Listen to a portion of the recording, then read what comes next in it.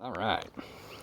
So we've got 3 trees here. We've got one, I believe you can see right there. I don't know how easy it is to tell how brown it is, but it's definitely browned out a little bit. It's not too big. I would say maybe 12-inch DBH or so.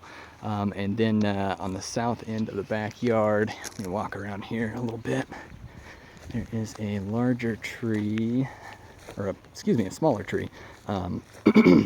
And you can tell definitely some pine beetle activity. Looks like some western pine beetle, at least just the western pine beetle. It's very possible that there is some mountain pine beetle in here as well. So let's take a look and see what we got. Oh yeah, okay, so if you take a look, you can see all of these little holes in here. These are all little pine beetle holes. Definitely some western pine beetle going on here.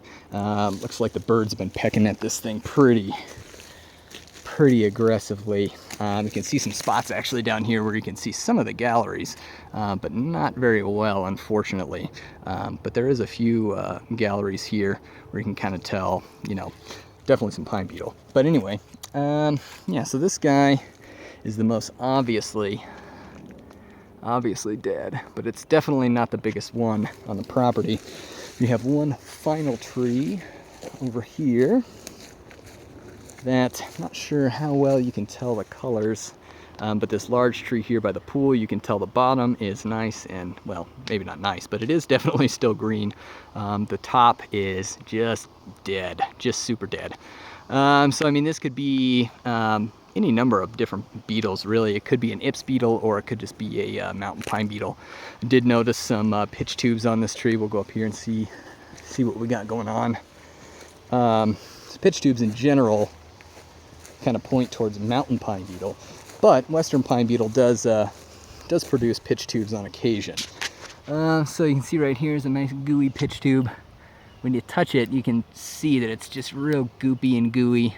And that kind of tells you that it's not an old hit, and that it's fairly new. Same thing here. I mean, it's just like putty. Got a couple of hits down here as well, and a couple of pretty big ones on this side too. Look at the opening on that sucker. Whew, big one. So definitely got some pine beetle activity up here in the Rattlesnake area still. Yeah, I guess that's about the size of it. Here's another pretty good tube you can see. Oh, and that one is really soft. I mean, look at that. It's just like moving all over the place. I'm never gonna get that off me now.